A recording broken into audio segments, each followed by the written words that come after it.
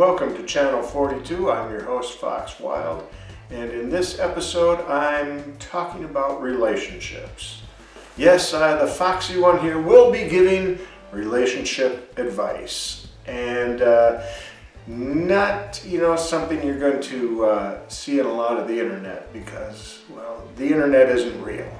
It is, but it isn't. If you get it, you get it. If you don't, well, I have a lot of experience in this. I grew up different.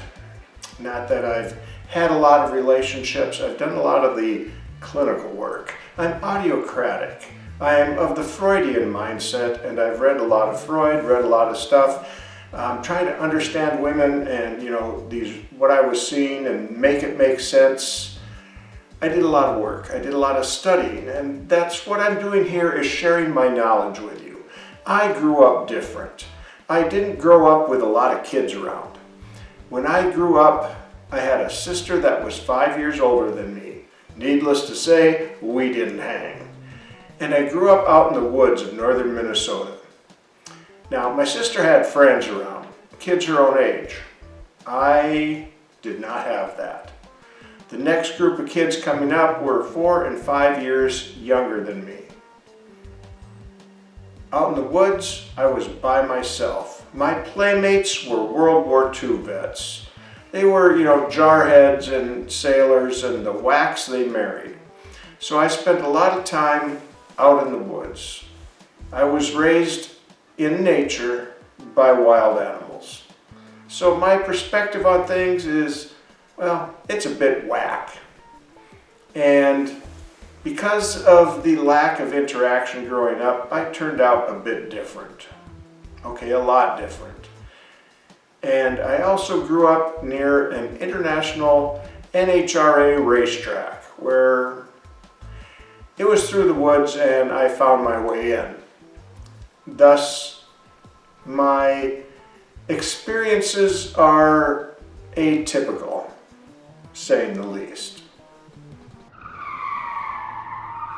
A lot of the things I'm going to tell you and stuff,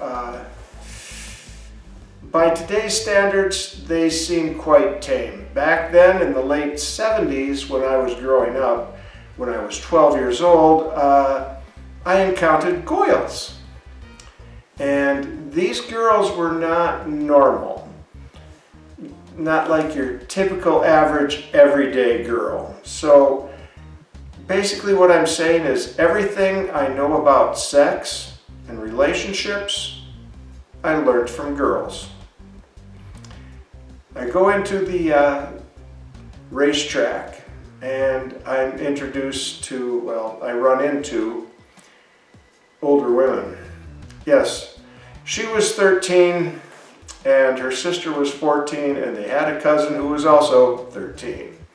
So at 12 years old, I'm with older women. And these older women are not, your average schoolgirls. They are there during a spectator race event, and they're daughters of the AFFA. Now, Rio Linda probably is very familiar what the AFFA is because it's probably packed with them. I don't know. Got to pick on Rio Linda. It's keeping up a tradition.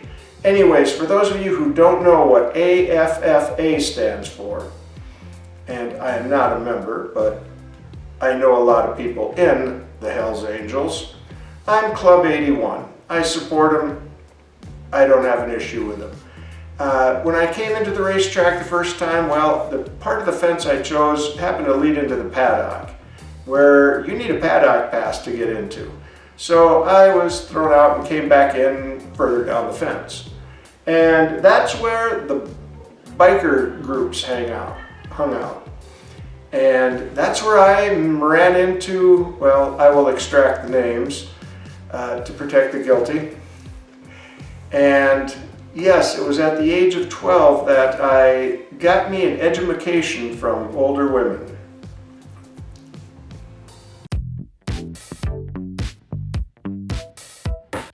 What I learned from these interesting girls was quite shocking, would be very shocking to the average girl, even today. But compared to what you find on the internet today, in a lot of aspects, it's pretty tame. Although it's still kind of wild compared to some of the stuff, I suppose. But yeah, back then, it was pretty wild. And I was innocent until these girls wrecked me. And let's just say, yes, it's true. Men are microwaves and girls are slow cookers. They're crock pots. But these girls, they'd been around a little bit. They'd seen stuff and done a little bit, and some of the stuff they'd seen, they wanted to try.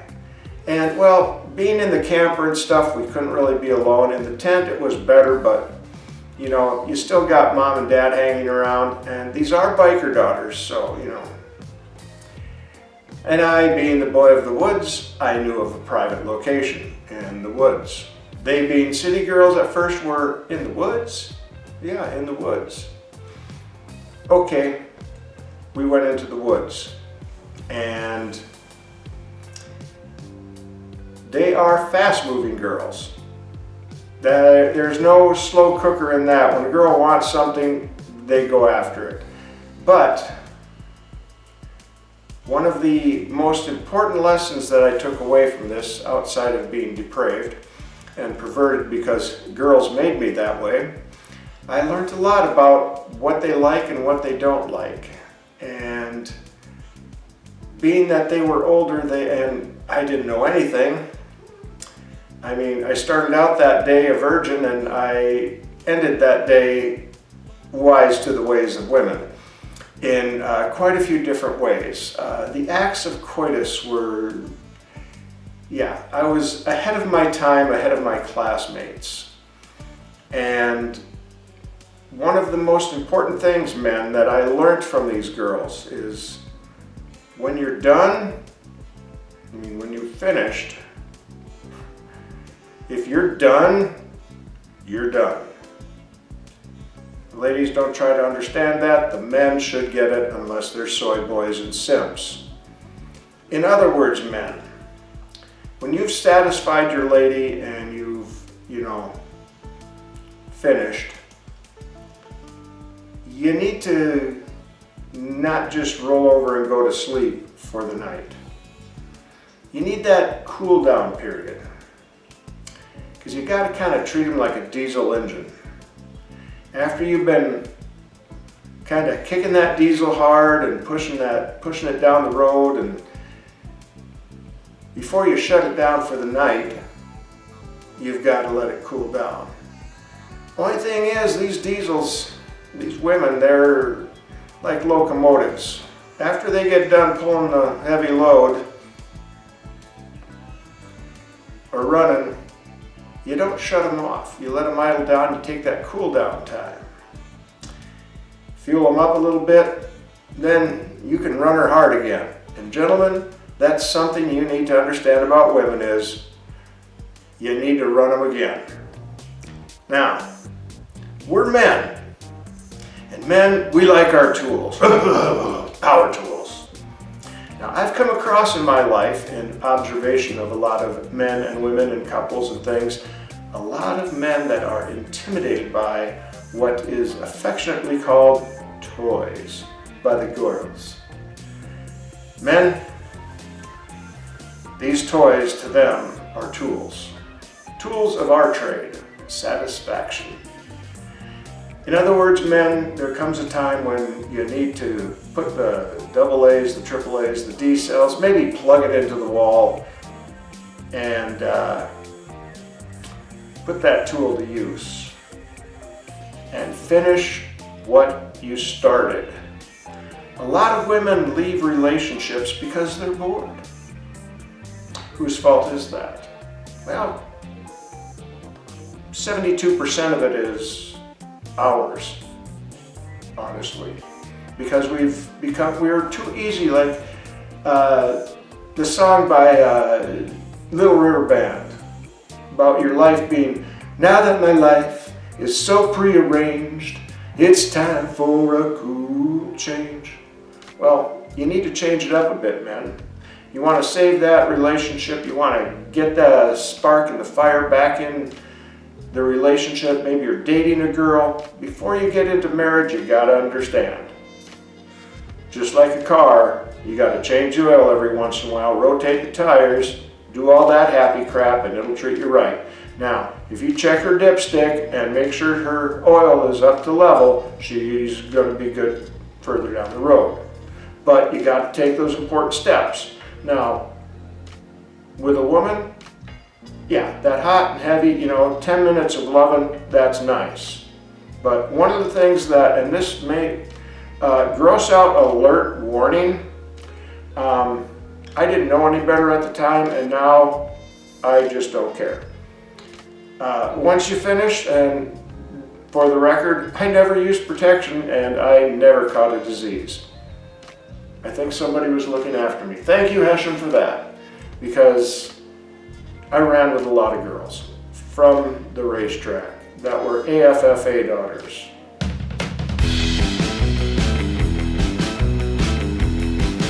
Or worse. Anyways, they were younger. But, well, they were older than me because I was, in my preteen when I started, but enough of that. After they were satisfied, there was that cuddling afterglow and, giggling and stuff, and then they're like, do that again, bow, bow, bow. It turned into Elwood Blues from the Blues Brothers, right? Do that again. Legs go up and they're like, put your face here. A lot of men wouldn't. I got my education from girls, so thus I did. Now, see, here's a double standard for men. You'll expect your woman after coitus to perform fellatio, yet you won't perform cunnilingus after ejaculation. Double standard. Okay, the Satan's doorbell is above the seminal trap. Just go up. You can work around that. You don't have to eat it. Just eat it. You can avoid it. Or, you know what? You can turn it into a little bit of playtime. Go into the bathroom and, well, there's a certain device that you men should probably become aware of because it can be a fun and intimate time of cleansing with a girl. And it doesn't necessarily have to have the name Massengill on it. I'm trying to keep this as clean as I can. This is for relationship advice, but wash her out. You do it. Work with her. That brings the intimacy, that builds things that normally you wouldn't do, and that builds a certain trust level in her. We're talking about making a relationship stronger, and being willing to do some of these things is what's going to make your relationship stronger and last.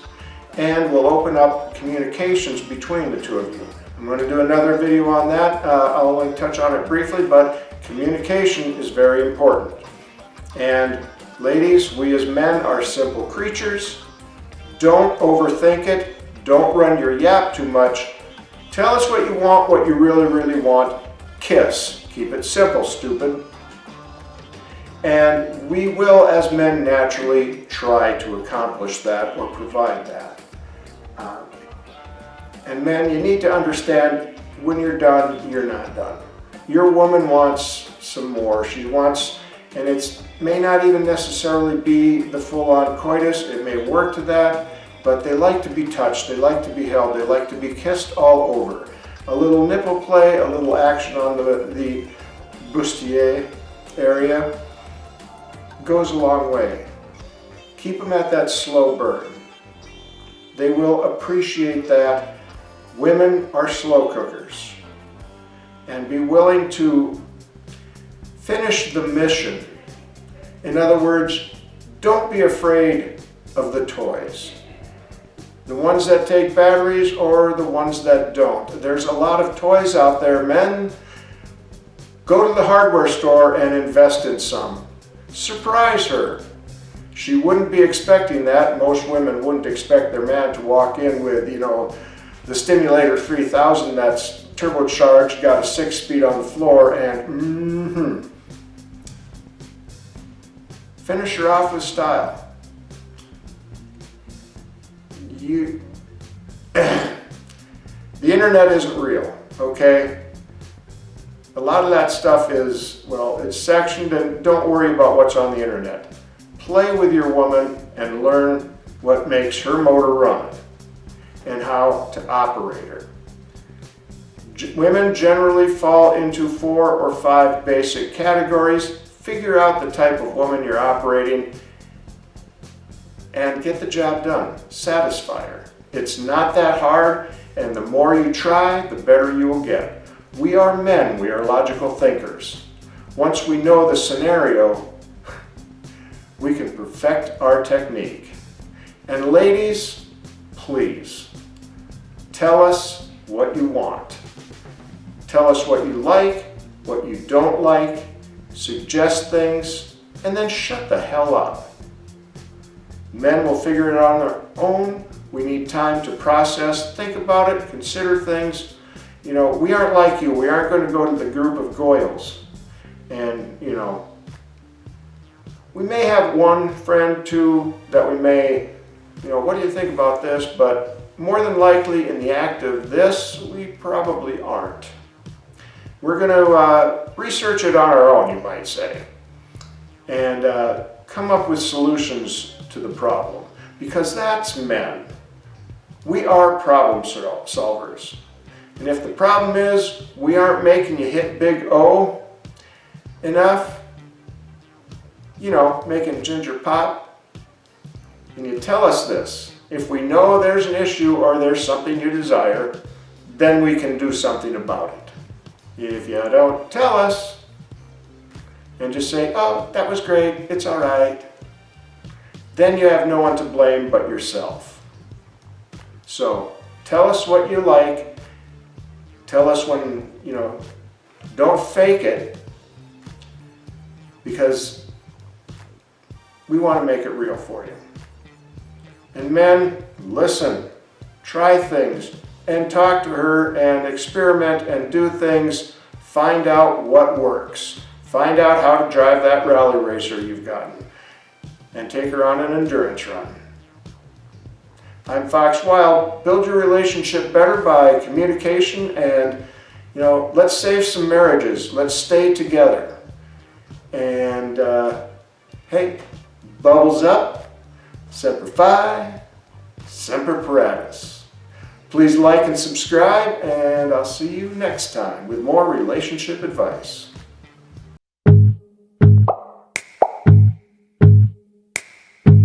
I'm so